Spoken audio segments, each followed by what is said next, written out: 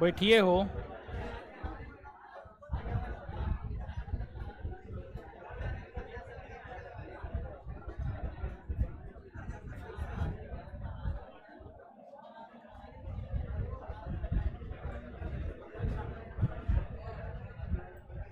एगो आगे में बैठ जाइए, आगे में बैठ जाइए, आगे में बैठ जाइए।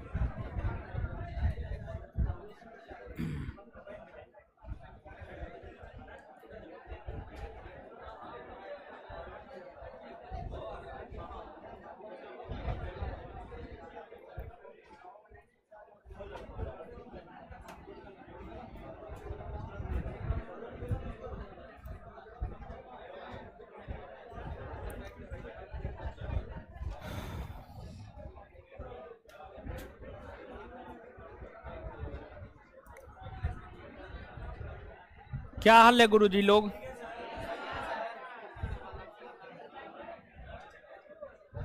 शांति शांति शांति शांति। शांत होइए ना वो। हे वो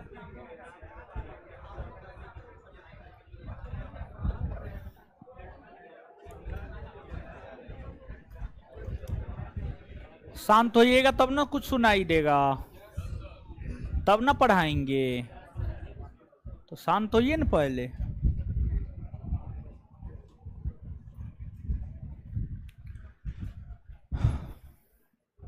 क्या पढ़ा रहे थे? राष्ट्रपति। राष्ट्रपति शुरू कर दिए थे ना। जहां तक हमको याद आ रहा है, अनुच्छेद 52 हम आपको बता दिए थे। 52 बता दिए थे ना। 52 के बाद आगे बताना है।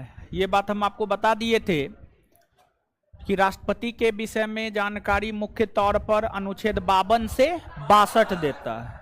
52 से 62 देता है। तो जो 52 से 62 देता है, इसमें 52 को देख लिए थे।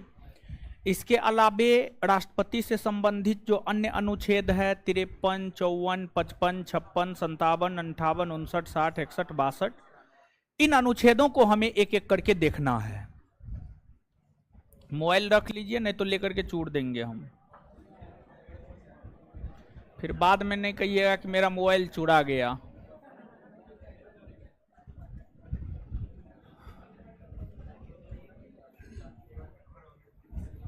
एक आध गो क्वेश्चन पूछे आप लोग से।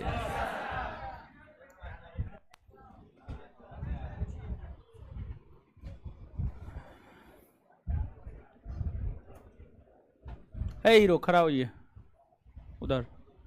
हाँ बताइए, मौलिक कर्तव्य को लागू कराने के लिए कौन सा समिति गठित किया गया था? है बोलने दीजिए। है मार फट्टा से ठीक कर देंगे हम। नहीं लिखा है ये बात। क्या होगा आंसर? बर्मा समिति। कहाँ रहते हैं? पढ़ते उड़ते ना? बैठिए। टोपी खड़ा होइए। नया आए थे? कहाँ गए थे? ससुराल। बैठिए। हीरो खड़ा होइए। बताइएगा, मौलिक कर्तव्य केमा संविधान संशोधन के तहत जोड़ा गया था? आए बैठ जाइए।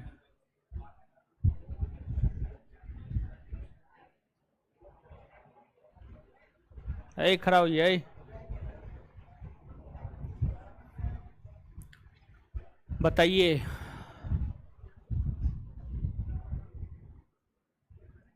ग्यारहवां मौलिक कर्तव्य केमा संविधान संशोधन के तहत शामिल किया गया था? 86। बैठ जाइए।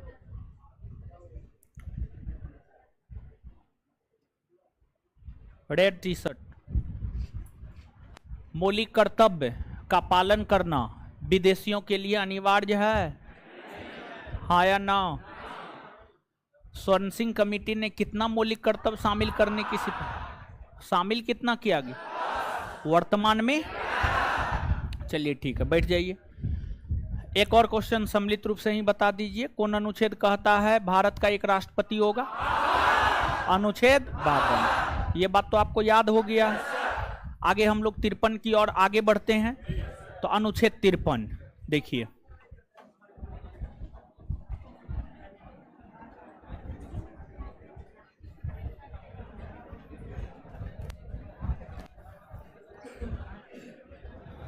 चलिए अब आइएगा, गुनगुनाइए मत, सुनिए न हो, हम बोल रहे हैं, हम बोले ना तो शांत हो जाइए, ठीक है? नहीं तो फिर समझ नहीं पाइएगा। अनुच्छेद 53, अनुच्छेद 53 को जब आप देखिएगा ना तो एक लाइन में अनुच्छेद 53 कहता है संघ की कार्यपालिका शक्ति राष्ट्रपति में निहित होगा। इसका क्या मतलब होता है? और यहां से प्रश्न पूछे गए हैं, 2-3 प्रश्न यहां से पूछे गए हैं और यहां से 3-4 हमको लगता है 4 से 5 प्रश्न बनता है, जिसमें 2-3 पूछ दिया है। तो अनुच्छेद 53 से जो भी प्रश्न बनते हैं, जो भी पूछे गए हैं, उन सभी चीजों से हम आपको अवगत करा रहे हैं। देखिए अनुच्छेद 53 यह कहता है संघ की कार्यपालिका शक्ति, कार्यपालिका शक्ति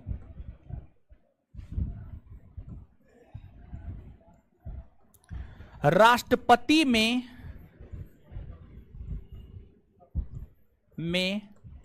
निहित होगा। राष्ट्रपति में निहित होगा। इसका क्या मतलब होता है? इसका मतलब यह होता है कि संघ यानी केंद्र सरकार, यानी भारत सरकार, संघ यानी केंद्र सरकार कहिए, भारत सरकार कहिए, की कार्यपालिका शक्ति, कार्य यानी काम, पालिका यानी पालन करना, यानी काम करने की शक्ति, संघ की यानी केंद्र की काम करने की शक्ति राष्ट्रपति में निहित है। यानी इसका अर्थ यह होगा कि संघ सरकार के जो काम होंगे वह राष्ट्रपति के नाम से होंगे। संघ सरकार यानी केंद्र सरकार यानी भारत सरकार, यानी भारत सरकार, संघ सरकार कहिए, केंद्र सरकार कहिए या भारत सरकार कहिए, सब एक बात है। ऐसा नहीं कि अलग अलग बात है। क्लियर है? संघ सरकार, केंद्र सरकार या भारत सरकार। तो संघ, केंद्र या भारत के काम करने की शक्ति राष्ट्रपति में निहित है, अर्थात इसका जो काम होगा संघ सरकार, केंद्र सरकार या भारत सरकार का, वह राष्ट्रपति के नाम से होगा, वह राष्ट्रपति के नाम से होगा। इसका यही अर्थ होता है। अब देखिएगा अनुच्छेद 53 में एक क्लाउज है, 53 का क्लाउज 1।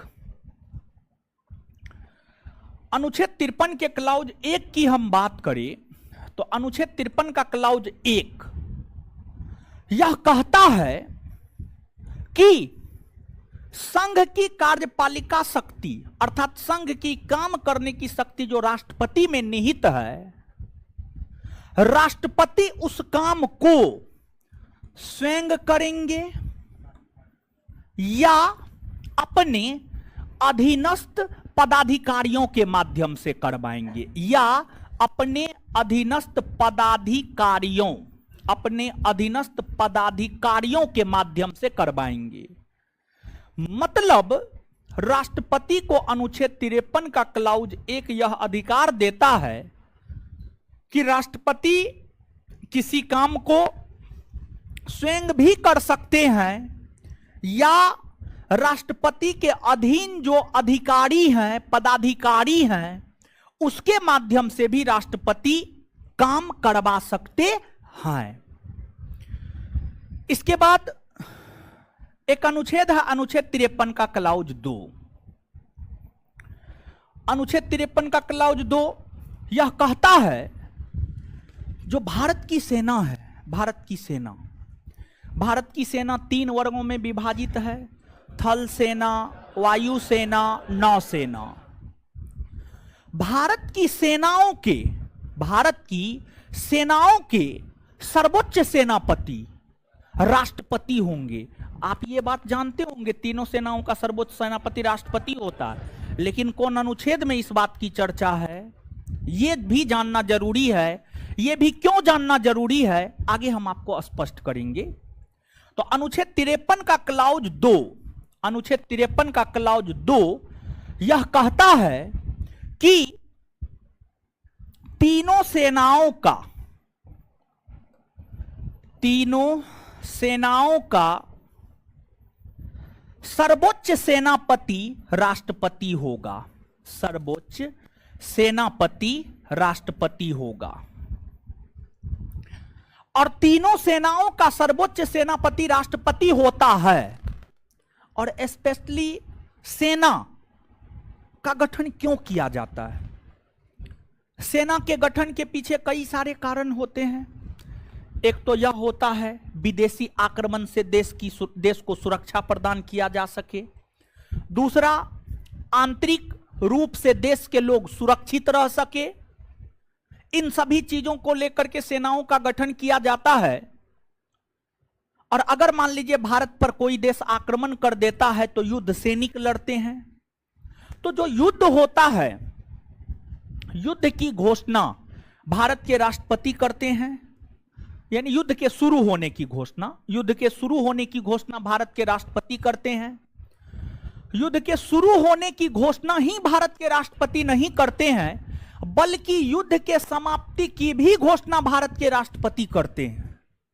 क्योंकि तीनों सेनाओं का सर्वोच्च सेनापति राष्ट्रपति होते हैं। इसी हैसियत से, इसी अधिकार से, इसी हैसियत और इसी अधिकार से युद्ध की घोषणा, युद्ध के शुरुआत की घोषणा और युद्ध के समाप्ति की घोषणा जो है भारत के राष्ट्रपति के द्वारा की जाती है। आइए बैठिए, इस पे बैठिए, इस पे बैठिए ना, बैठिए ना। क्या होगा, क्या हुआ? हाथ तो तुम चोट लगा है, वो क्या हुआ? ठीक नहीं लग रहे हैं आप, क्या हुआ? कुछ हुआ है क्या? चोट उठ लगा है? कुछ तो हुआ है नहीं ना? चलिए, तो तीनों सेनाओं के सर्वोच्च सेनापति राष्ट्रपति होते हैं। इसी हैसियत से राष्ट्रपति युद्ध की घोषणा करते हैं, युद्ध की शुरुआत की घोषणा करते हैं और युद्ध की समाप्ति की घोषणा करते हैं। अब देखिएगा भाई जी लोग, जो 2-3 प्रश्न यहां से आपका कंपटीशन पूछा है और पूछता है। एक प्रश्न आपसे कई दफा लगभग हर कंपटीशन पूछा है, संघ की कार्यपालिका शक्ति किसमें निहित है? एक ये क्वेश्चन।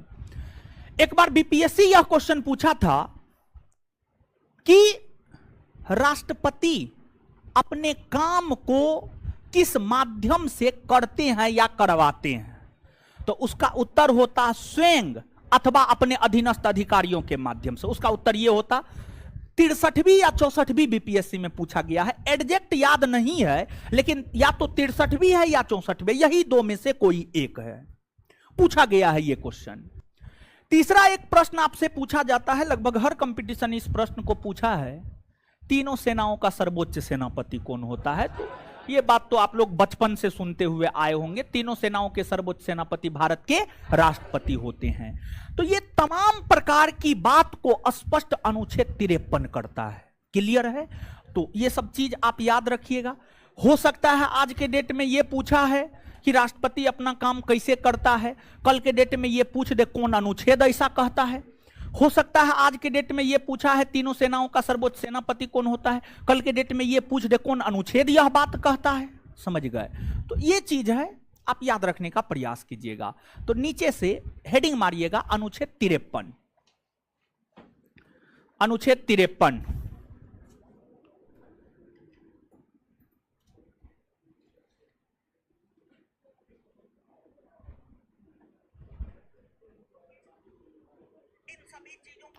ललन जी आवाज ठीक है? ललन जी आवाज ठीक है? आप अपने मोबाइल को ठीक करवाइए, हम सुने आवाज ठीक है।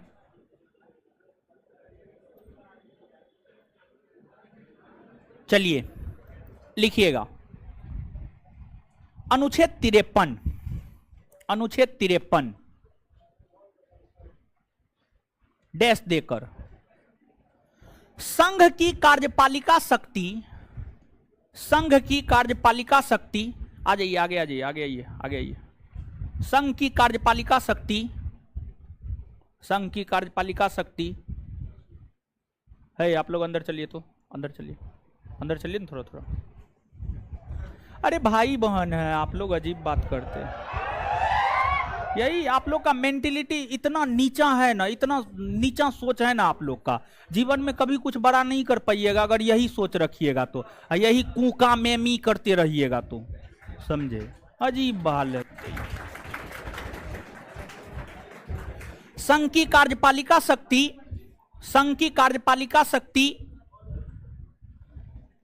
राष्ट्रपति में निहित है, राष्ट्रपति में निहित है। संघ की कार्यपालिका शक्ति राष्ट्रपति में निहित है, संघ की कार्यपालिका शक्ति राष्ट्रपति में निहित है, राष्ट्रपति में निहित है। इसका अर्थ, इसका अर्थ, इसका अर्थ यह होता है कि, इसका अर्थ यह होता है कि संघ सरकार के सभी काम, संघ सरकार के सभी काम, संघ सरकार के सभी काम राष्ट्रपति के नाम से, राष्ट्रपति के नाम से, संघ सरकार के सभी काम राष्ट्रपति के नाम से होंगे, संघ सरकार के सभी काम राष्ट्रपति के नाम से होंगे। नीचे 53 का क्लाउज 1 यह कहता है कि, 53 का क्लाउज 1 यह कहता है कि, 53 का क्लाउज 1 यह कहता है कि राष्ट्रपति किसी काम को, राष्ट्रपति किसी काम को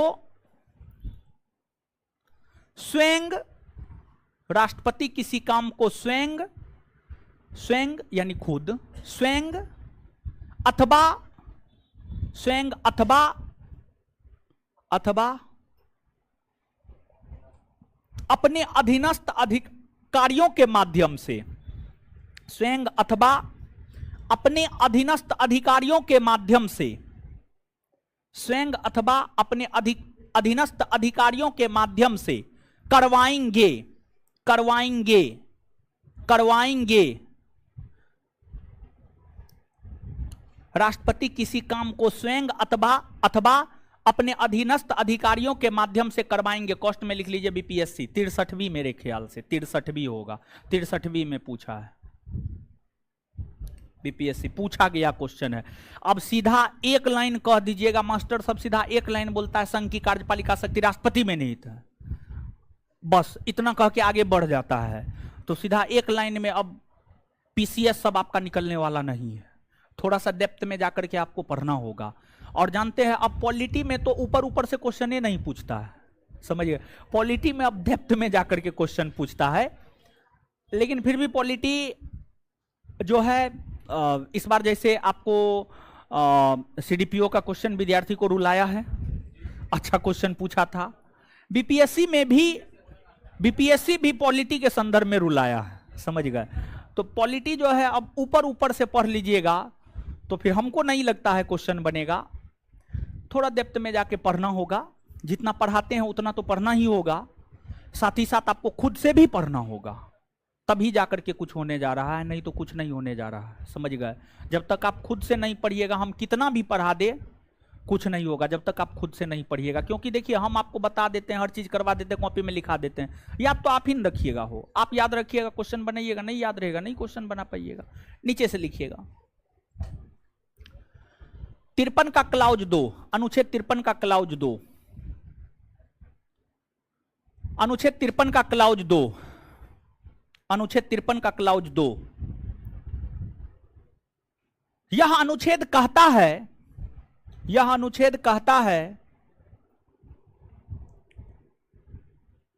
कहता है कि राष्ट्रपति तीनों सेनाओं का सर्वोच्च सेनापति होगा,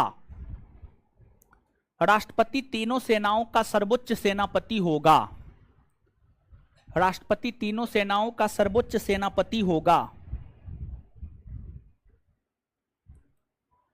राष्ट्रपति तीनों सेनाओं का सर्वोच्च सेनापति होगा। सर्वोच्च सेनापति होगा? नीचे से।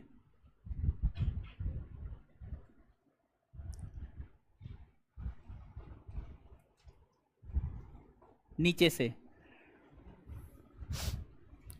राष्ट्रपति, राष्ट्रपति नीचे से लिखिएगा। राष्ट्रपति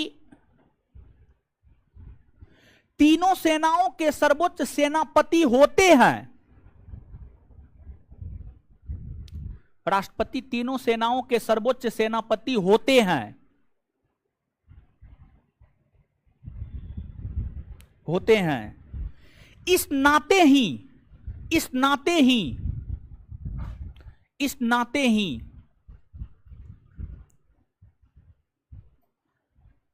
युद्ध की शुरुआत की घोषणा, इस नाते ही युद्ध के शुरुआत की घोषणा, युद्ध के शुरुआत की घोषणा और युद्ध के समाप्ति की घोषणा, और युद्ध के समाप्ति की घोषणा, और युद्ध के समाप्ति की घोषणा, युद्ध के समाप्ति की घोषणा राष्ट्रपति करते हैं। युद्ध के समाप्ति की घोषणा राष्ट्रपति करते हैं।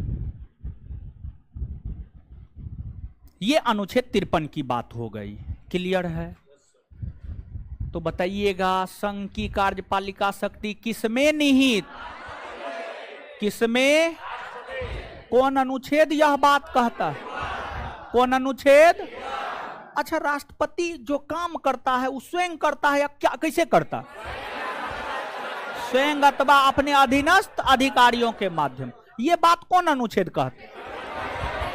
53 का क्लाउज 1। चलिए, तीनों सेनाओं का सर्वोच्च सेनापति कौन होता है? यह बात कौन अनुच्छेद कहता है? 53 का क्लाउज 2। युद्ध की शुरुआत की घोषणा कौन करता है? युद्ध के समाप्ति की घोषणा कौन? बात क्लियर है? अनुच्छेद 53 के बाद अगला अनुच्छेद है अनुच्छेद 54। अनुच्छेद 54 की हम बात करें। अरे काहे, सुनिए ना भाई महाराज, आप लोग तो बड़ी गड़बड़ आदमी है हो। बताइए, जबकि हम हर चीज लिखा देते हैं, हेडिंग मरवा देते हैं, फिर भी लिखने के पीछे भागते रहते हैं। सुनिए, समझिए, समझिए, समझना जरूरी है, लिखना जरूरी नहीं है। समझिए, समझिए पहले। हम ऐसा थोड़े कि नहीं लिखवाते हैं, लिखवाते तो हैं। आराम से सुनिए, समझिए। अनुच्छेद 54, अनुच्छेद 54 की हम बात करें तो यह हमें राष्ट्रपति के चुनाव में भाग लेने वाले सदस्यों के विषय में जानकारी प्रदान करता है। और राष्ट्रपति के चुनाव में जिन सदस्यों का समूह भाग लेता है उसे निर्वाचक मंडल कहते हैं। निर्वाचक मंडल कहते हैं। राष्ट्रपति के चुनाव में जो सदस्यों का समूह भाग लेता है उसे निर्वाचक मंडल कहते हैं। उसी विषय में जानकारी अनुच्छेद 54 देता है। अर्थात सरल भाषा में हम यह बात कह सकते हैं कि राष्ट्रपति के चुनाव में जो लोग भाग लेते हैं, कौन कौन लोग भाग लेते हैं और कौन कौन लोग भाग नहीं लेते हैं, वह जानकारी अनुच्छेद 54 देता है। तो अनुच्छेद 54 हमें राष्ट्रपति के निर्वाचक मंडल के विषय में जानकारी प्रदान करता है। अब राष्ट्रपति का निर्वाचक मंडल किसे कहते हैं? इसे अंग्रेजी में कॉलेजियम कहा जाता है। सॉरी, कॉलेजियम ही कहा, सॉरी, अंग्रेजी में इसको क्या कहा जाता है? देखिए, भूल रहे, कॉलेजियम नहीं कहा जाता है, इलेक्टरल कॉलेज कहा जाता है। Electoral college, sorry, electoral college. Collegium अलग व्यवस्था है। जब न्यायपालिका पढ़ाएंगे ना तो वहां पर कॉलेजियम हम आपको समझाएंगे। यानी कॉलेजियम एक व्यवस्था है, उसके तहत राष्ट्रपति जो है न्यायाधीशों की नियुक्ति करते हैं। समझ गए? Electoral, ELECT college, electoral college कहलाता है। तो अनुच्छेद 54 हमें राष्ट्रपति के निर्वाचक मंडल अर्थात इलेक्टरल कॉलेज अर्थात राष्ट्रपति के चुनाव में जो भाग लेते हैं, जो सदस्य भाग लेते हैं, उसके विषय में जानकारी प्रदान करता है। अनुच्छेद 54 को जब आप आगे विस्तार रूप देंगे तो अनुच्छेद 54 यह कहता है कि राष्ट्रपति के चुनाव में संसद के दोनों सदनों के, संसद के दोनों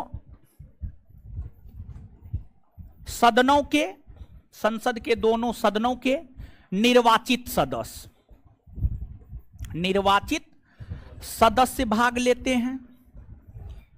दूसरा, सभी राज्यों के विधानसभा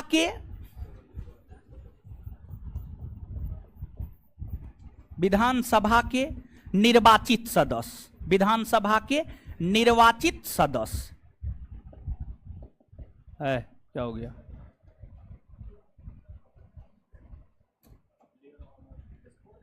उधर कुछ दब गया होगा इसी वजह।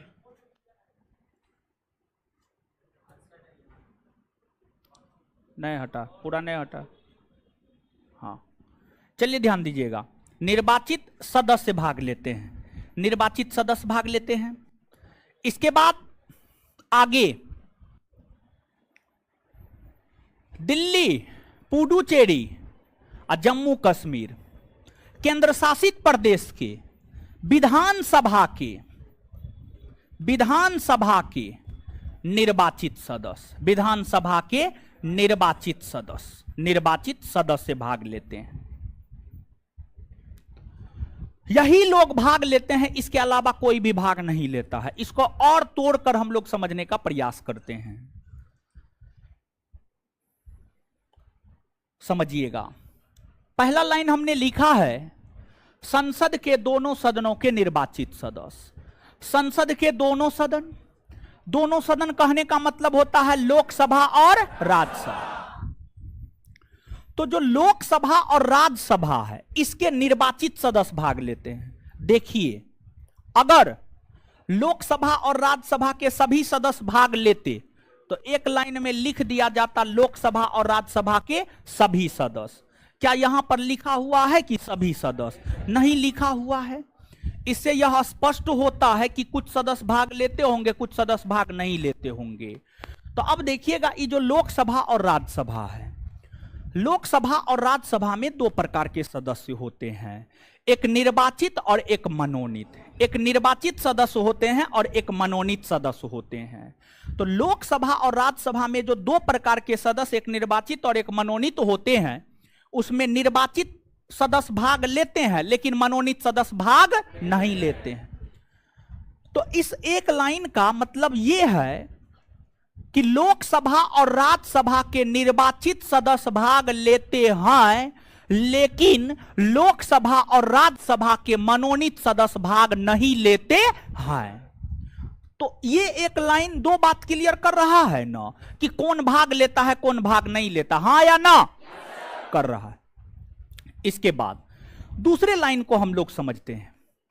दूसरा लाइन कह रहा है सभी राज्यों के विधानसभा के निर्वाचित सदस्य। सभी राज्य मतलब भारत में जो टोटल 28 राज्य है, 28 के 28 राज्य, भारत में जो टोटल 28 राज्य है, 28 के 28 राज्य, 28 राज्य के विधानसभा के निर्वाचित सदस्य। और एक बात ध्यान से याद रखिएगा, आर्टिकल यानी अनुच्छेद 170 170, अनुच्छेद 170 यह बात कहता है कि अगर कोई राज्य है तो राज्य में विधान परिषद होगा ही होगा, विधानसभा होगा ही होगा, विधानसभा। अनुच्छेद 170 कहता है अगर कोई राज्य है तो राज्य में विधानसभा होगा। तो भारत के जो 28 राज्य है, 28 राज्य में जो विधानसभा है, उस विधानसभा के जो निर्वाचित सदस्य है, उस विधानसभा के जो निर्वाचित सदस्य है वो भाग लेंगे। अगर विधानसभा का सब सदस्य भाग लेता तो यहां पर नहीं लिख देता कि सभी राज्यों के विधानसभा के सभी सदस्य। क्या सभी सदस्य लिखा हुआ है? नहीं लिखा। इसका यह मतलब है कि कहीं ना कहीं और भी कई प्रकार के सदस्य विधानसभा में होते होंगे। तो विधानसभा में भी लोकसभा और राज्यसभा की ही भांति दो प्रकार के सदस्य होते हैं, एक निर्वाचित और दूसरा मनोनीत। तो सभी राज्यों के विधानसभा यानी 28 राज्यों के विधानसभा के जो निर्वाचित सदस्य है वो भाग लेते हैं, लेकिन मनोनीत सदस्य भाग नहीं लेते हैं, मनोनीत सदस्य भाग नहीं लेते हैं। तो ये बात कहता है 2 नंबर। तीसरा है केंद्र शासित प्रदेश है। भारत में क्या गो केंद्र शासित प्रदेश? 8 गो। क्या गो केंद्र शासित प्रदेश? 8 गो।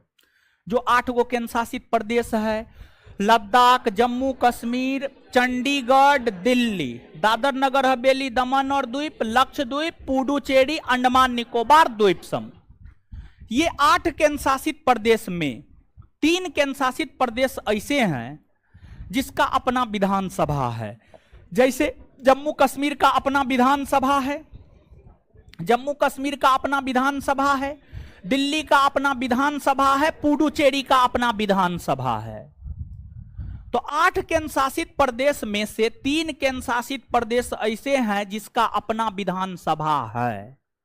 बाद बाकी 5 केंद्र शासित प्रदेश जैसे लद्दाख, चंडीगढ़, दादर नगर हवेली, दमन और द्वीप, लक्षद्वीप, अंडमान निकोबार द्वीप समूह, इन सभी केंद्र शासित प्रदेश का अपना विधानसभा नहीं है। इसी वजह से इन केंद्र शासित प्रदेश के प्रतिनिधि भाग नहीं लेते हैं। लेकिन जो 3 केंद्र शासित प्रदेश जम्मू कश्मीर, दिल्ली और पुडुचेरी है, यहां विधानसभा है, तो यहां के विधानसभा के निर्वाचित सदस्य भाग लेते हैं। यहां के विधानसभा में भी 2 प्रकार के सदस्य, एक निर्वाचित और एक मनोनीत। तो मनोनीत सदस्य भाग नहीं लेते हैं, लेकिन निर्वाचित सदस्य भाग लेते हैं। तो तीसरा लाइन भी हमको यह क्लियर करता है। तीसरा लाइन 2 बात क्लियर करता है। तीसरा लाइन पहली बात यह क्लियर करता है कि 3 केंद्र शासित प्रदेश के अलावा जो अन्य 5 केंद्र शासित प्रदेश है उसके प्रतिनिधि राष्ट्रपति के चुनाव में भाग नहीं लेते। और दूसरा यह क्लियर करता है कि इन केंद्र शासित प्रदेशों के निर्वाचित सदस्य भाग लेते हैं, मनोनीत सदस्य भाग नहीं लेते।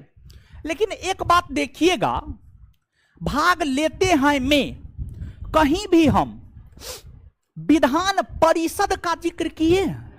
देखिए, एगो विधान परिषद होता है, एगो विधान सभा होता है। हमने आपके साथ विधानसभा का जिक्र किया है, क्या हमने आपके साथ विधान परिषद का जिक्र किया है? नहीं, विधान परिषद का जिक्र हमने आपके साथ नहीं किया है। तो अब देखिएगा, जो विधान परिषद होते हैं,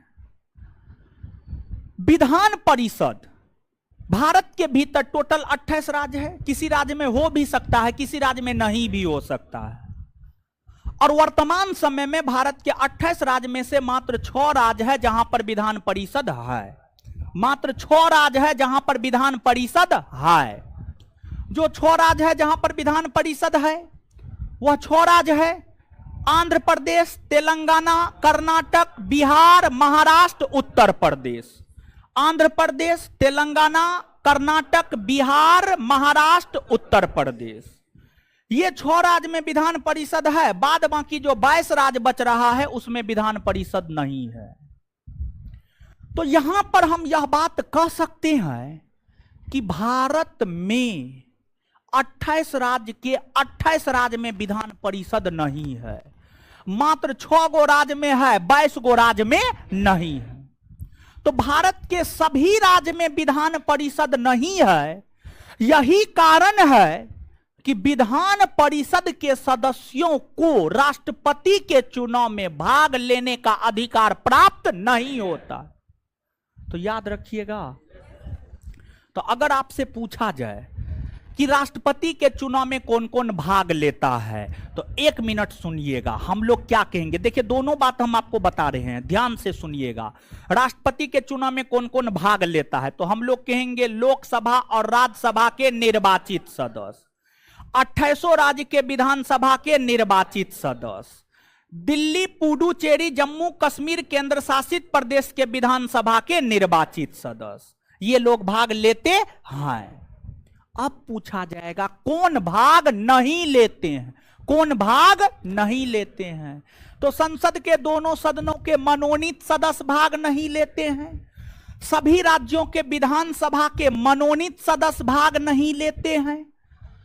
फिर लद्दाख, चंडीगढ़, दादर नगर हवेली, दमन और द्वीप, अंडमान निकोबार द्वीप समूह, लक्षद्वीप, इसके प्रतिनिधि भाग नहीं लेते हैं। विधान परिषद के कोई भी प्रतिनिधि भाग नहीं लेते। कह सकते हैं या नहीं कह सकते? बात स्पष्ट हुआ। कौन चुनाव में भाग लेता है, कौन भाग नहीं लेता है?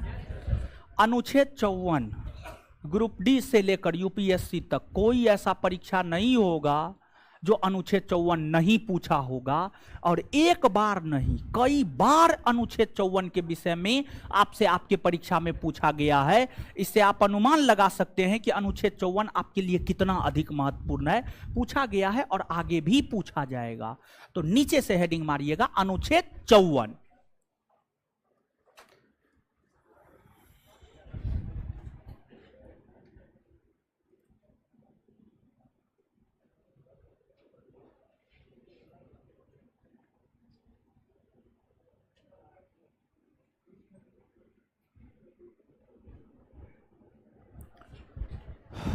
लिखिएगा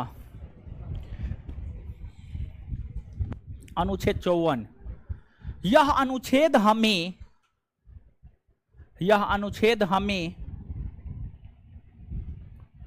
राष्ट्रपति के निर्वाचक मंडल, यह अनुच्छेद हमें राष्ट्रपति के निर्वाचक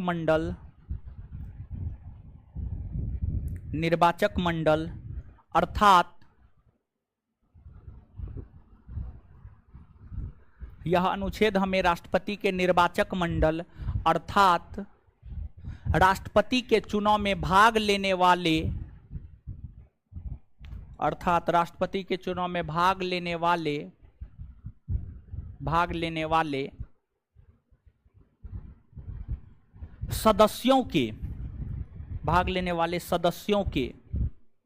सदस्यों के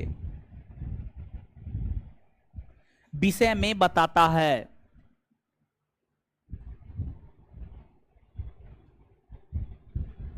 चलिए अब देखिएगा, अब उसके नीचे क्या करना है जानते हैं? 2 कॉलम बनाना है। 2 कॉलम बनाइएगा, ठीक है? 2 कॉलम बनाइएगा ऐसे।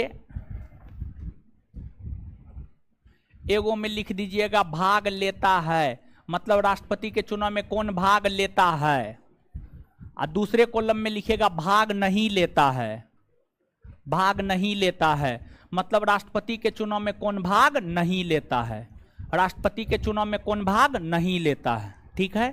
पहले 2 कॉलम बनाइए और 2 कॉलम बना करके ऐसे रेकरिंग मार दीजिएगा, ठीक है?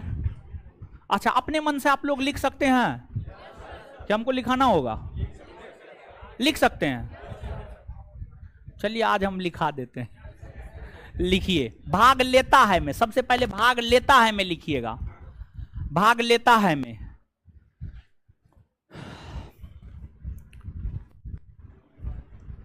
संसद के दोनों सदन अर्थात संसद के दोनों सदन अर्थात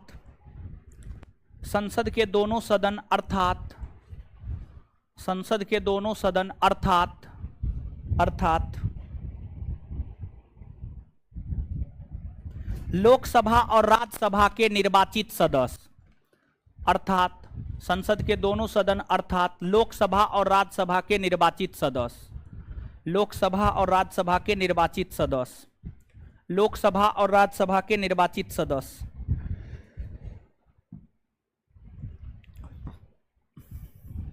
दो नंबर में, उसी में भाग लेता है में ही 2 नंबर में सभी राज्यों, कोष्ट में 28 राज्य, सभी राज्य कहने का मतलब 28 राज्य, सभी राज्यों कोष्ट में 28 राज्य, सभी राज्यों के विधानसभा के, सभी राज्यों के विधानसभा के, सभी राज्यों के विधानसभा के निर्वाचित सदस्य, निर्वाचित सदस्य,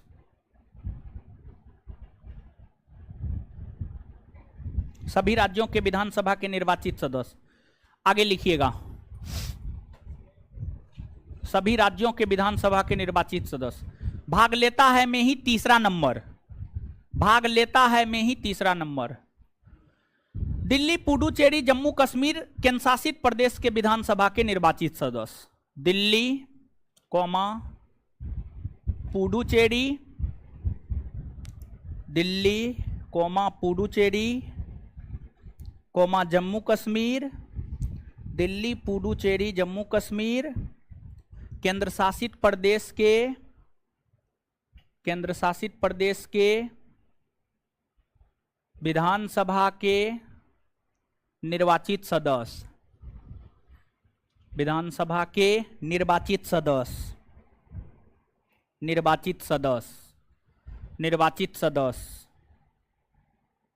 आगे अब दूसरा जो कॉलम है, भाग नहीं लेता है, भाग नहीं लेता है, भाग नहीं लेता है में लिखना है, भाग नहीं लेता है में लिखना है, भाग नहीं लेता है में लिखना है। 1 नंबर,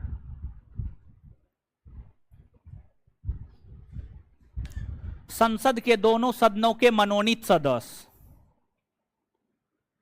संसद के दोनों सदनों के मनोनीत सदस्य।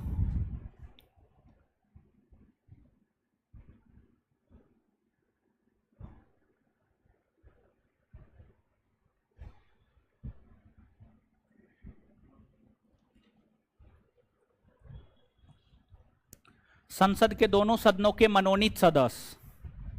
2 नंबर में, सभी राज्यों के विधानसभा के मनोनीत सदस्य, सभी राज्यों के विधानसभा के मनोनीत सदस्य, सभी राज्यों के विधानसभा के मनोनीत सदस्य।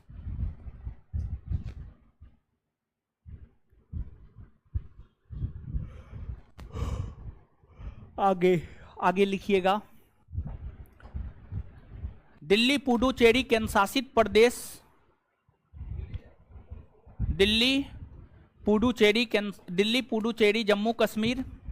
3 नंबर में, दिल्ली पुडुचेरी जम्मू कश्मीर,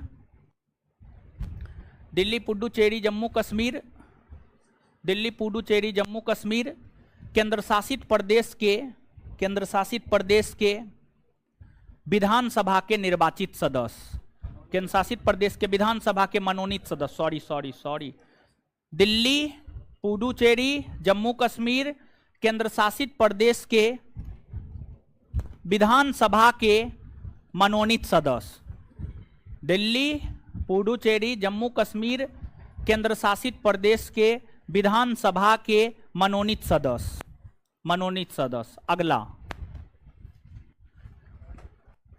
अगला विधान परिषद के, विधान परिषद के, अगला भाग नहीं लेता है में ही, अगला विधान परिषद के कोई भी सदस्य, कोई भी सदस्य,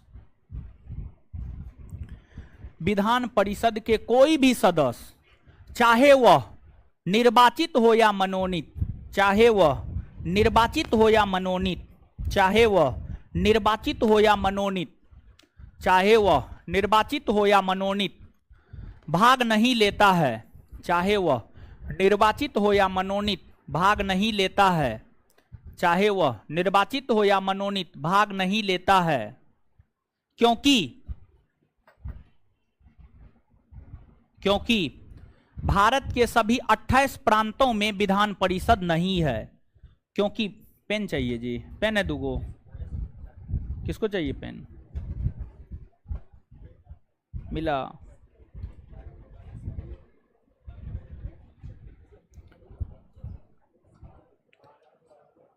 क्योंकि भारत के सभी 28 प्रांतों में विधान परिषद नहीं है, क्योंकि भारत के सभी 28 प्रांतों में विधान परिषद नहीं है, क्योंकि भारत के सभी 28 प्रांतों में विधान परिषद नहीं है, क्योंकि भारत के सभी 28 राज्यों में विधान परिषद नहीं है, 28 राज्यों में विधान परिषद नहीं है, 28 राज्यों में विधान परिषद नहीं है। अब आपके मन में एक सवाल आना चाहिए कि आखिरकार मनोनीत सदस्य क्यों भाग नहीं लेते? देखिए, मनोनीत सदस्य भाग नहीं लेता है, इसका कारण क्या है जानते हैं? जो लोकसभा और राज्यसभा है, लोकसभा और राज्यसभा में सदस्यों को मनोनीत राष्ट्रपति ही करते हैं। यही कारण है कि लोकसभा राज्यसभा के मनोनीत सदस्य भाग नहीं लेते हैं। वही राज्यों के विधानसभा में सदस्यों को मनोनीत राज्यपाल करते हैं, और राज्यपाल राज्य में राष्ट्रपति का एजेंट होता है, राज्यपाल राज्य में राष्ट्रपति का एजेंट होता है। यही कारण है कि विधानसभा के मनोनीत सदस्य राष्ट्रपति के चुनाव में भाग नहीं लेते हैं। तो ये चीज है, याद रखिएगा आप। एक बार फिर से इस लाइन को हम बोल रहे हैं। देखिए, यह बात तो आप समझ गए होंगे, विधान परिषद के कोई भी सदस्य राष्ट्रपति के चुनाव में क्यों नहीं भाग लेते हैं। विधान परिषद के कोई भी सदस्य राष्ट्रपति के चुनाव में इस वजह से भाग नहीं लेते हैं क्योंकि भारत के सभी 28 प्रांतों में विधान परिषद नहीं है। अब लोकसभा और राज्यसभा के मनोनीत सदस्य क्यों नहीं भाग लेते हैं? तो लोकसभा और राज्यसभा के मनोनीत सदस्य इस वजह से भाग नहीं लेते हैं क्योंकि लोकसभा और राज्यसभा में सदस्यों को मनोनीत राष्ट्रपति करते हैं। यही कारण है कि वो भाग नहीं लेता है। अब मान लिया जाए रामनाथ कोविंद ने लोकसभा राज्यसभा में किसी व्यक्ति को मनोनीत किया, आगे राष्ट्रपति का चुनाव हुआ, उसमें रामनाथ कोविंद फिर से राष्ट्रपति का चुनाव लड़ने के लिए आ गए मैदान में। रामनाथ कोविंद फिर से राष्ट्रपति का चुनाव लड़ने के लिए अगर आ गए तो रामनाथ कोविंद अगर चुनाव लड़ रहे हैं, रामनाथ कोविंद ने किसी को लोकसभा राज्यसभा में मनोनीत किया है, तो यह तो स्पष्ट हो जाता है रामनाथ कोविंद ने जिसे मनोनीत किया है वह रामनाथ कोविंद को ही मतदान करेगा। और राष्ट्रपति के चुनाव का एक क्राइटेरिया होता है, मतदान गुप्त होना चाहिए, पता नहीं चलना चाहिए कौन किसको मतदान किया है। यही कारण है कि लोकसभा और राज्यसभा के मनोनीत सदस्य राष्ट्रपति के चुनाव में भाग नहीं लेते। दूसरा, विधानसभा के मनोनीत सदस्य क्यों भाग नहीं लेते हैं? तो विधानसभा में सदस्यों को मनोनीत राज्यपाल करता है और राज्यपाल राज्य में राष्ट्रपति का एजेंट होता है। तो जो विधानसभा के मनोनीत सदस्य होते हैं वो भी अप्रत्यक्ष तौर पर राष्ट्रपति के प्रति ही जवाबदेह होता है, और वह भी जो राष्ट्रपति जिस राज्यपाल को नियुक्त किया है वह राज्यपाल जिसको मनोनीत किया है, तो यह स्पष्ट हो जाता है कि यह भी जो है अमुख राष्ट्रपति को ही मतदान करेगा। यही कारण है कि विधानसभा के मनोनीत सदस्य भी राष्ट्रपति के चुनाव में भाग नहीं लेते हैं। आशा करते हैं आपको यह बात क्लियर हुआ होगा। अब एक सेकेंड में पढ़िए इसको।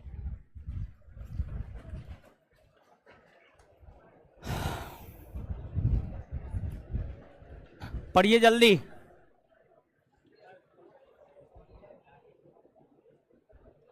नीचे क्या कर रहे हैं आप? नीचे क्या कर रहे हैं? पेन गिर गया था। गर्मी लेकिन हिलाने वाला है हो, बाप रे। गर्मी से माथा दर्द पकड़ ले है सामने से, बेतहासा गर्मी है। मेरा तो काम है डिस्टर्ब करना, आपका काम पढ़ना है, पढ़िए ना। मेरे बात पे काहे ध्यान देते हैं? हम तो वही देख रहे थे कि कौन कौन पढ़ रहे हैं।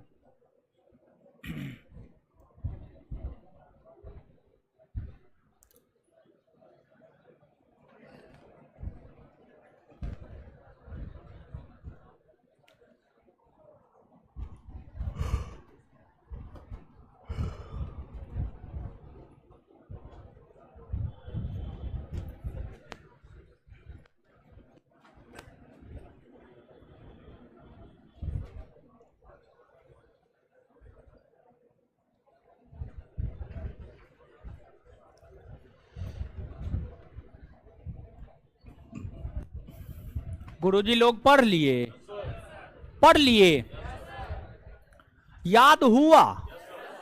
एक बार याद कर लेते हैं। क्या भाग लेता है, भाग नहीं लेता? पहले भाग लेता है, ठीक है। पहला लाइन, संसद के दोनों सदनों के निर्वाचित। पहला लाइन यानी लोकसभा और राज्यसभा के। दूसरा लाइन, सभी राज्यों के विधानसभा के निर्वाचित। दूसरा लाइन, कौन 3 केंद्र शासित प्रदेश के प्रतिनिधि भाग लेता है? याद हुआ? अब अपने मन से बोलिए। पहला लाइन, संसद के दोनों सदनों के। दूसरा लाइन, तीसरा लाइन। बात क्लियर है? अब भाग नहीं लेता है। संसद के दोनों सदनों के मनोनीत सदस्य, सभी राज्यों के विधानसभा के मनोनीत सदस्य। इसके बाद दिल्ली, पुडुचेरी, जम्मू कश्मीर केंद्र शासित प्रदेश के विधानसभा के मनोनीत सदस्य। विधान परिषद के कोई भी सदस्य भाग नहीं। क्यों नहीं भाग लेते हैं? क्योंकि भारत के, बात क्लियर हुआ? बात क्लियर है? अनुच्छेद 55 पे आ जाएं। चलिए, अनुच्छेद 55।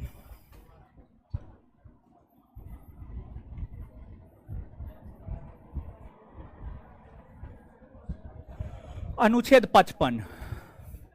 भाई लोग, अगर हम अनुच्छेद 55 की बात करें तो अनुच्छेद 55 हमें राष्ट्रपति के चुनाव के रीति या तरीका, राष्ट्रपति के चुनाव के रीति या तरीका के विषय में जानकारी प्रदान करता है।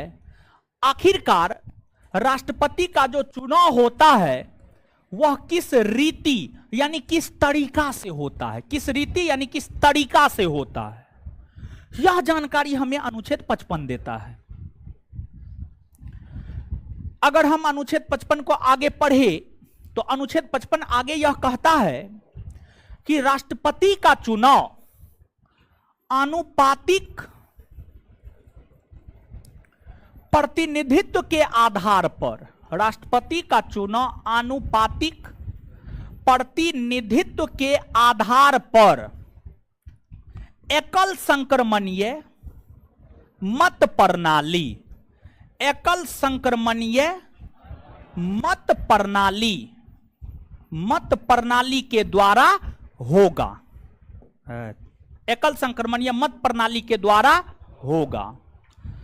अब देखिएगा भाई जी लोग, यहां पर दो बात है। एक है आनुपातिक प्रतिनिधित्व, इसको हमें समझना है, और दूसरा है एकल संक्रमणीय मत प्रणाली यानी सिंगल ट्रांसफरेबल वोट सिस्टम, इसको हमें समझना है। इन दोनों को हमें समझना है और इन दोनों को समझना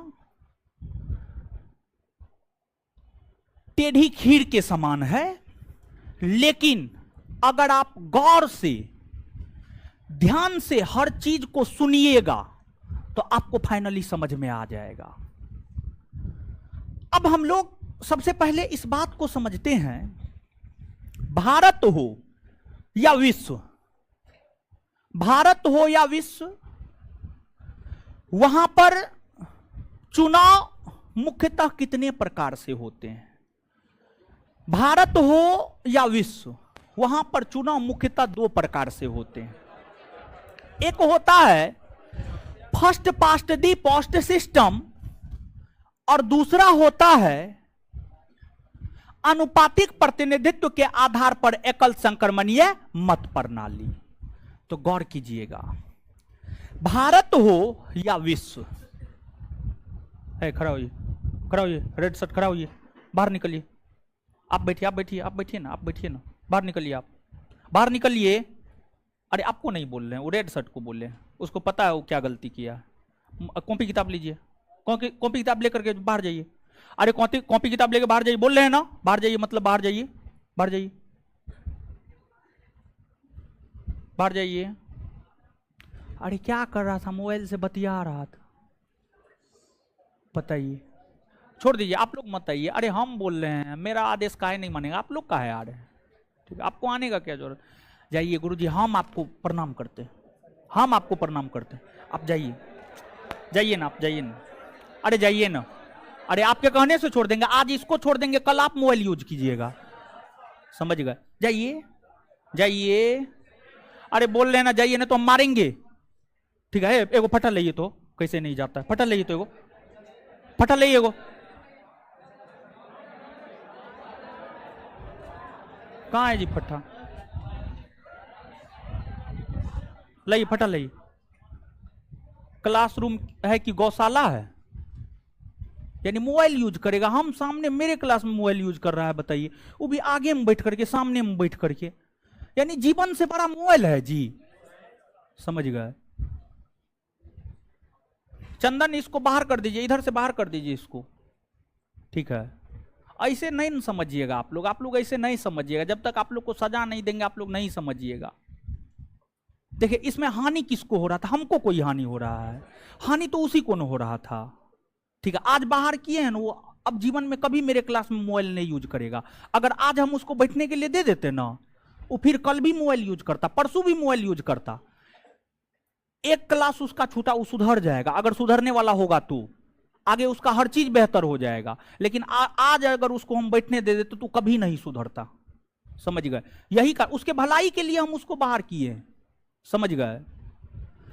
चलिए आइएगा, समझिएगा। आप बताइए, सामने में बैठ करके हे भगवान शर्म नहीं होता है, कैसे कर लेता है? पिछले क्लास में भी कितना बढ़िया से लड़का कर रहा था, तो इतना बढ़िया से समझाए। समझे?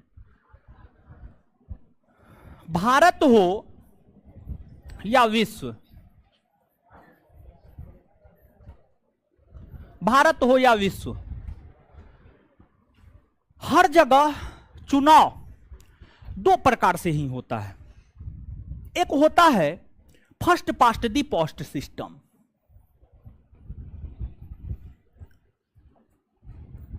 फर्स्ट पास्ट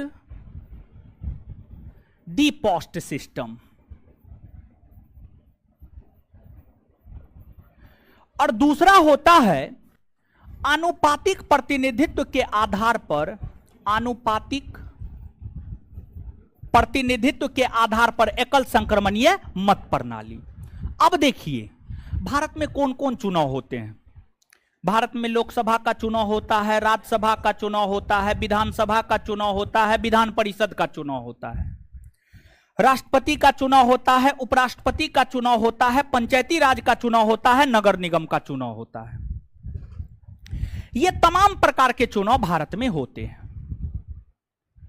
अब भारत में जो ये तमाम प्रकार के चुनाव होते हैं, उसमें कौन से चुनाव first past the post system और कौन से चुनाव आनुपातिक प्रतिनिधित्व के आधार पर एकल संक्रमणीय मत प्रणाली के द्वारा होता है, इस चीज को हमें याद रखना है, क्योंकि पूछा जाता है भारत में राष्ट्रपति का चुनाव किस पद्धति से होता है, उपराष्ट्रपति का चुनाव किस पद्धति से होता है, लोकसभा का चुनाव किस पद्धति से होता है, राज्यसभा का चुनाव किस पद्धति से होता है।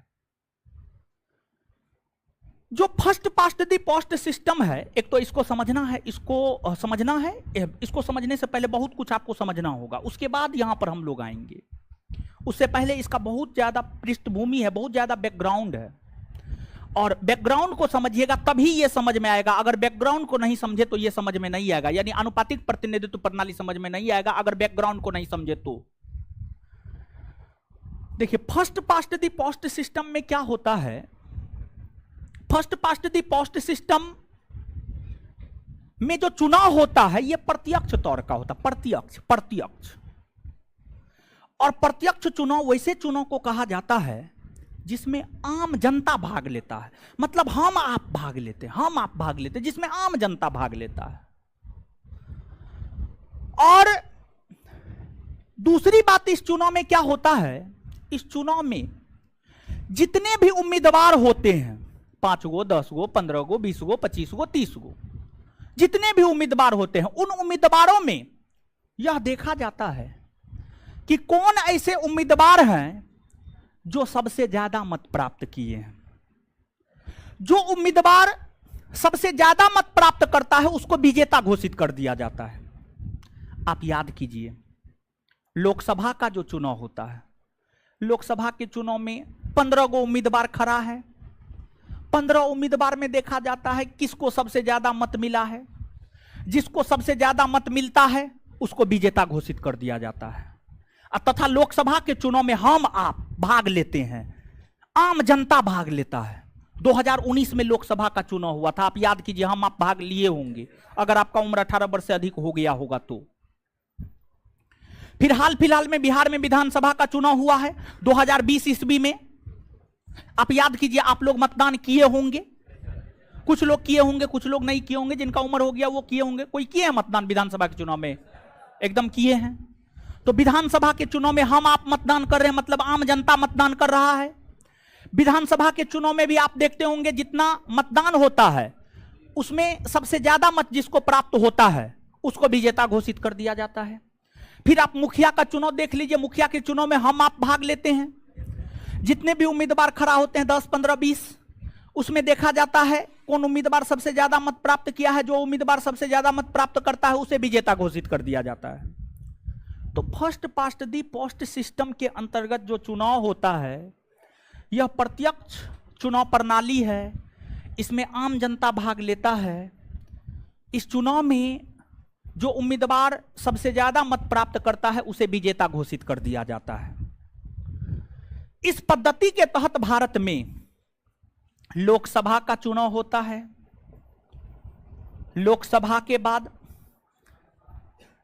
आपको विधानसभा का चुनाव होता है। विधानसभा का चुनाव होता है, मुखिया का चुनाव होता है। यह सब चुनाव मुख्य तौर पर फर्स्ट पास्ट दी पोस्ट सिस्टम के तहत होता है। एक बात और यहां पर हम आपको समझाते हैं, नहीं पहले एक चीज बताते उसके बाद इस बात को समझाएंगे तो ज्यादा समझ पाइएगा। लोकसभा और विधानसभा के चुनाव के अलावे भारतवर्ष के भीतर जो राष्ट्रपति के चुनाव होते हैं, राष्ट्रपति के चुनाव के बाद जो उपराष्ट्रपति का चुनाव होता है, उपराष्ट्रपति के चुनाव के बाद जो राज्यसभा का चुनाव होता है, राज्यसभा के चुनाव के बाद जो विधान परिषद का चुनाव होता है, विधान परिषद का चुनाव होता है, ये सभी चुनाव की अगर हम बात करें तो ये सभी के सभी चुनाव आनुपातिक प्रतिनिधित्व के आधार पर एकल संक्रमणीय मत प्रणाली के द्वारा होता है। इसमें क्या होता है, अगर हम इस चुनाव पद्धति की बात करें तो यह अप्रत्यक्ष चुनाव होता है। इस चुनाव में आम जनता भाग नहीं लेता है। आप याद कीजिए, राष्ट्रपति के चुनाव में हम आप भाग लिए, उपराष्ट्रपति के चुनाव में हम आप भाग लिए, अभी राज्यसभा का चुनाव हुआ है, राज्यसभा के चुनाव में हम आप भाग लिए, फिर विधान परिषद का चुनाव होने वाला, हम आप भाग लेते हैं? नहीं लेते हैं। तो अनुपातिक प्रतिनिधित्व के आधार पर जो चुनाव होता है वह अप्रत्यक्ष चुनाव प्रणाली है, अप्रत्यक्ष चुनाव होता है।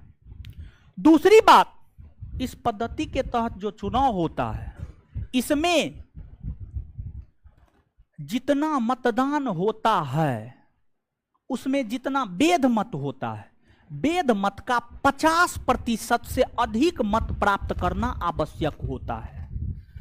आनुपातिक प्रतिनिधित्व प्रणाली के आधार पर जो एकल संक्रमणीय मत प्रणाली के तहत चुनाव होता है, उस चुनाव का एक शर्त यह होता है कुल पड़े वेद मतों का 50% से अधिक मत प्राप्त होना चाहिए, तब इस चुनाव प्रणाली के तहत किसी को विजेता घोषित कर दिया जाता है, अदरवाइज विजेता नहीं घोषित किया जाता है। हमको पूरा विश्वास है आप इस चीज को नहीं समझे होंगे।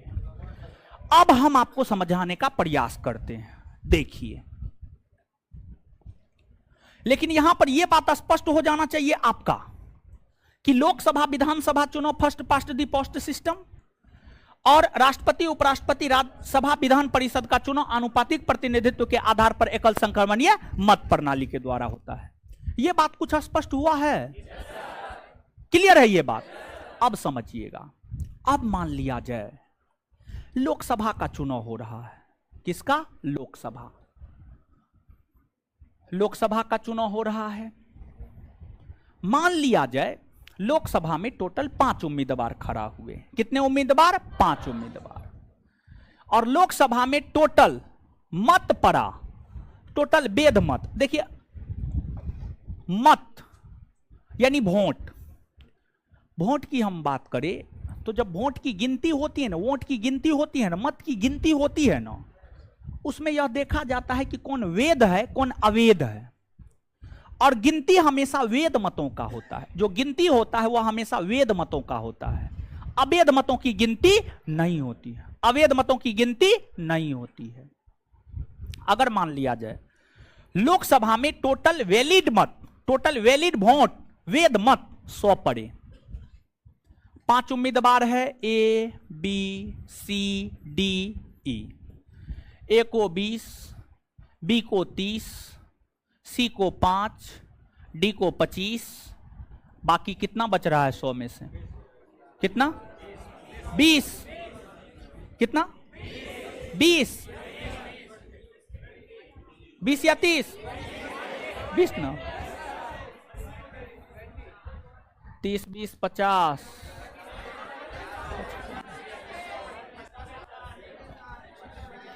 ठीक तो है, 100 गो तो हो गया, 100 गो तो हो गया। जोड़ो घटो में आप लोग बका जाते हो, हे भगवान। चलिए, अगर ये लोकसभा का चुनाव है तो लोकसभा के चुनाव में सबसे ज्यादा मत बी को मिला है। किसको मिला है? बी को।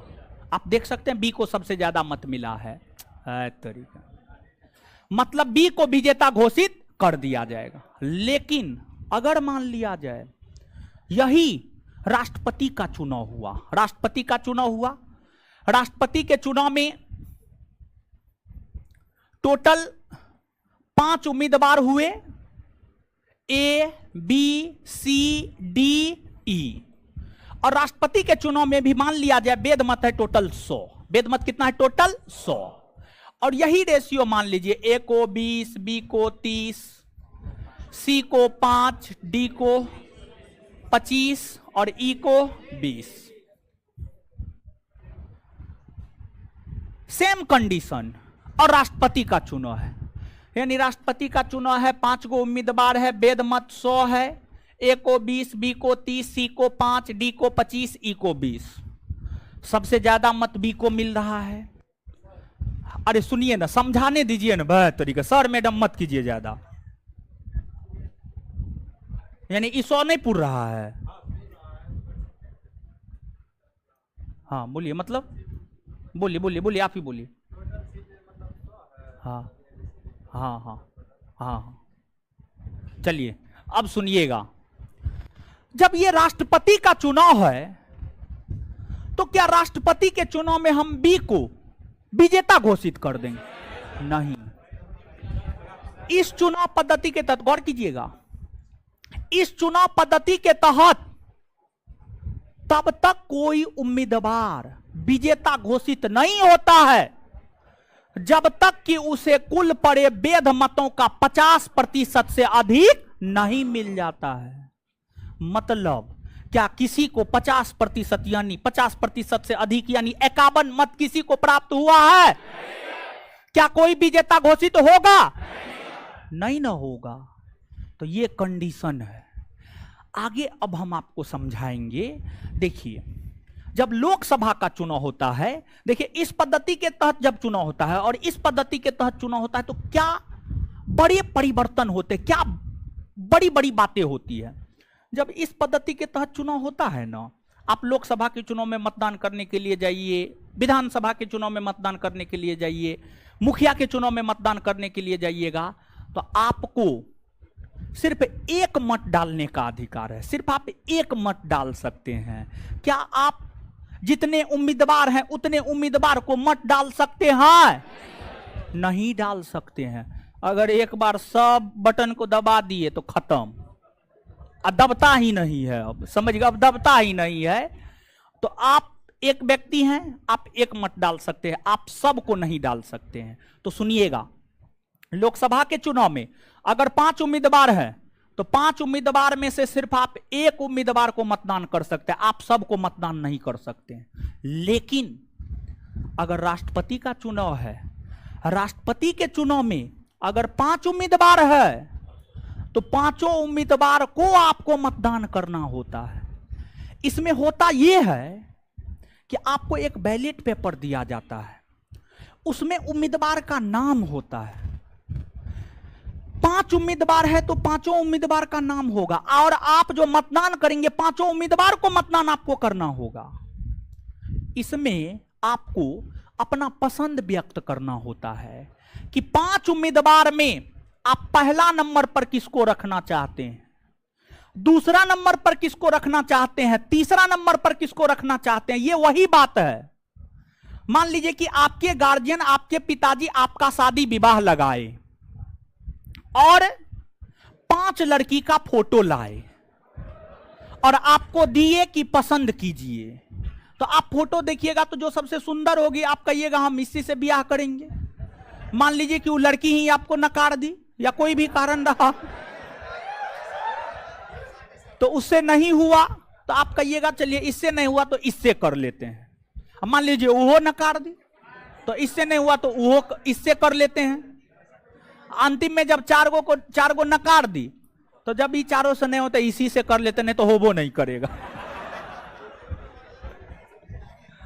तो यही चीज होता है राष्ट्रपति के चुनाव में, या इस पद्धति के तहत जो चुनाव होता है उसमें यही चीज होता है। मतलब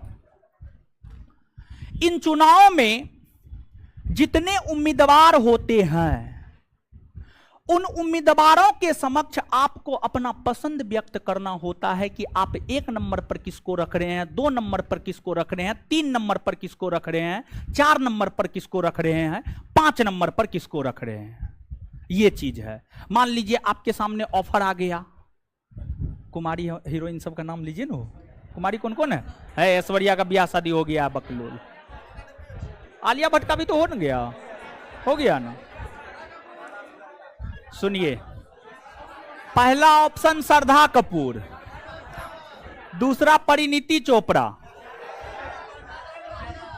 तीसरा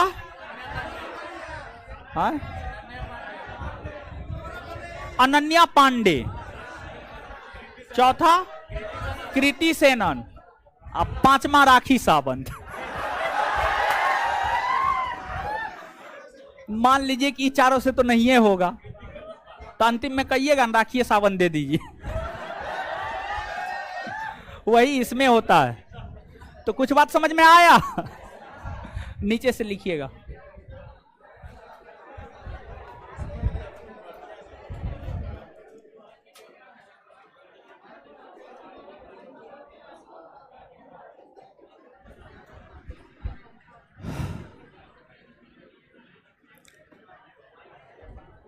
कितना क्वेश्चन हुआ? 15। अच्छा ठीक, यानी शुक्रवार को डिस्कशन भी न रहता है। लिखिएगा, भारत में मुख्यतः चुनाव, नीचे से लिखिएगा ना, अनुच्छेद 55 हेडिंग मार लिए हैं, अनुच्छेद 55 हेडिंग मार लिए हैं। हम तो नहीं मरवाए थे हेडिंग, आप अपने मन से मारे हैं। हम मरवाए थे? हम नहीं मरवाए, लिखवाए नहीं ना, हम नहीं मरवाए हैं हेडिंग। नीचे से लिखिए, भारत में चुनाव मुख्यतः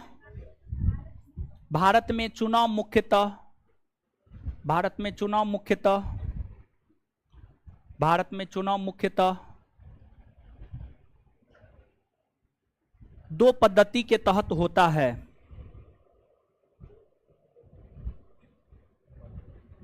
दो पद्धति के तहत होता है।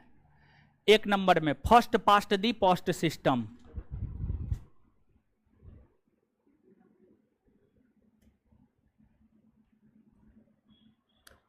फर्स्ट पास्ट दी पोस्ट सिस्टम, फर्स्ट पास्ट दी पोस्ट सिस्टम।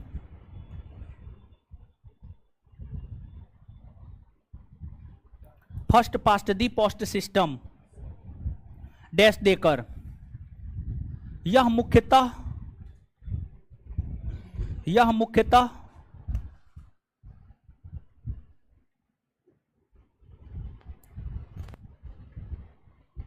प्रत्यक्ष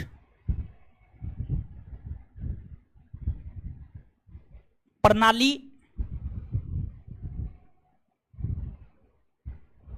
के तहत होता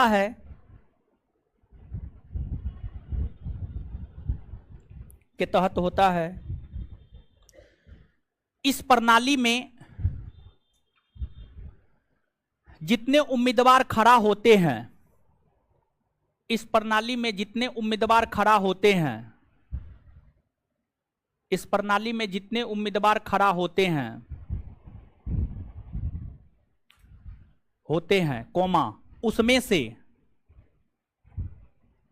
से जिस भी उम्मीदवार को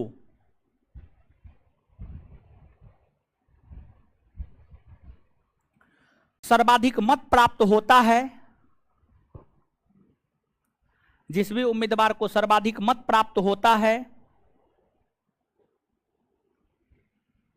वह विजेता घोषित कर दिया जाता है। वह विजेता घोषित कर दिया जाता है।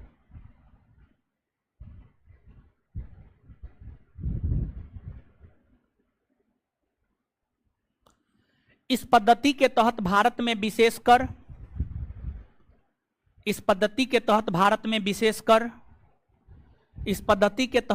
में विशेषकर लोकसभा और विधानसभा के चुनाव होते हैं। इस पद्धति के तहत भारत में विशेषकर लोकसभा और विधानसभा के चुनाव होते हैं। लोकसभा और विधानसभा के चुनाव होते हैं। लोकसभा और विधानसभा के चुनाव होते हैं। लोकसभा और विधानसभा के चुनाव होते हैं। आगे 2 नंबर में आनुपातिक प्रतिनिधित्व के आधार पर एकल संक्रमणीय मत प्रणाली। आनुपातिक प्रतिनिधित्व के आधार पर एकल संक्रमणीय मत प्रणाली। आनुपातिक प्रतिनिधित्व के आधार पर एकल संक्रमणीय मत प्रणाली।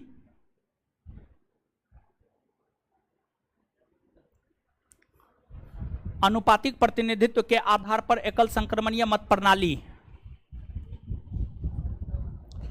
आनुपातिक प्रतिनिधित्व के आधार पर एकल संक्रमणीय मत प्रणाली। एकल संक्रमणीय मत प्रणाली। इस पद्धति के तहत, अच्छा ठीक है, आराम से हेडिंग मार लीजिए। आनुपातिक प्रतिनिधित्व के आधार पर एकल संक्रमणीय मत प्रणाली। अब तो हो गया होगा, डैश देकर लिखिए।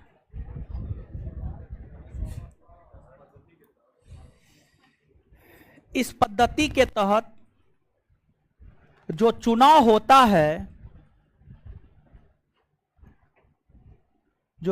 होता है, उसमें कुल पड़े वेद मतों का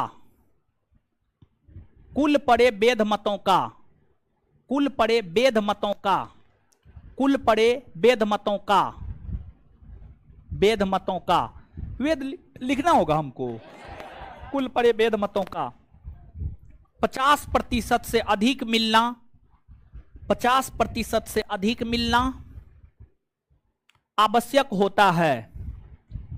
50% से अधिक मिलना आवश्यक होता है।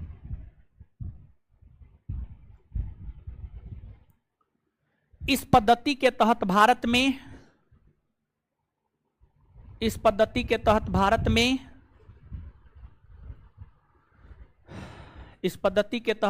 में राष्ट्रपति कौमा उपराष्ट्रपति, इस पद्धति के तहत भारत में राष्ट्रपति कौमा उपराष्ट्रपति कौमा राज्यसभा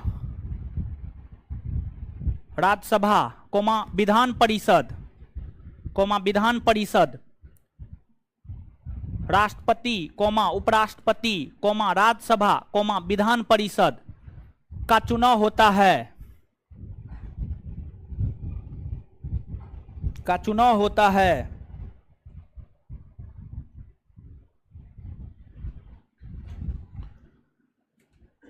चलिए आइएगा, लोकसभा विधानसभा का चुनाव कौन पद्धति के तहत? फर्स्ट पास्ट दी। लोकसभा विधानसभा का चुनाव कौन पद्धति के तहत? राष्ट्रपति उपराष्ट्रपति राज्यसभा विधान परिषद का चुनाव।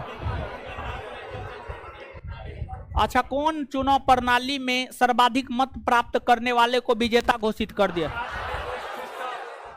कौन में 50% से अधिक मत? चलिए अब सुनिएगा, एगो बात बताते हैं। संस्थान का YouTube चैनल है, आप लोग जानते हैं? हाँ जानते हैं तो सुनिए। संस्थान का YouTube चैनल है, आप सब्सक्राइब कीजिए या नहीं कीजिए उससे मतलब नहीं है। बात यह है, संस्थान के YouTube चैनल पर अनुच्छेद 54 और अनुच्छेद 55 विस्तार पूर्वक बताए हुए हैं। एक बार मेरा ये रिक्वेस्ट है आपसे, हम यहाँ पे समझाएंगे आपको, लेकिन मेरा ये रिक्वेस्ट है आपसे, आप शनिवार है रविवार है, अब तो मेरा क्लास मंगलवार को ही होगा। मंगलवार से पहले आप अनुच्छेद 54 और 55 YouTube चैनल से देख करके एक बार पढ़ लीजिएगा, हम ही वहां पर समझाए हुए हैं। अगर आप थोड़ा सा देख लीजिएगा ना, तो अगले क्लास में जब हम आपको अनुच्छेद 55 बताएंगे ना, तो आपको खटाखट समझ में आएगा, फटाफट समझ में आएगा। हे देखिए देखिए देखिए कितना गंदा लड़का सब है, छुट्टी का घोषणा कर दिए हैं। हे भगवान, है क्या हुआ हो, है क्या हुआ इसको, क्या हुआ हो, काहे जा रहे हैं?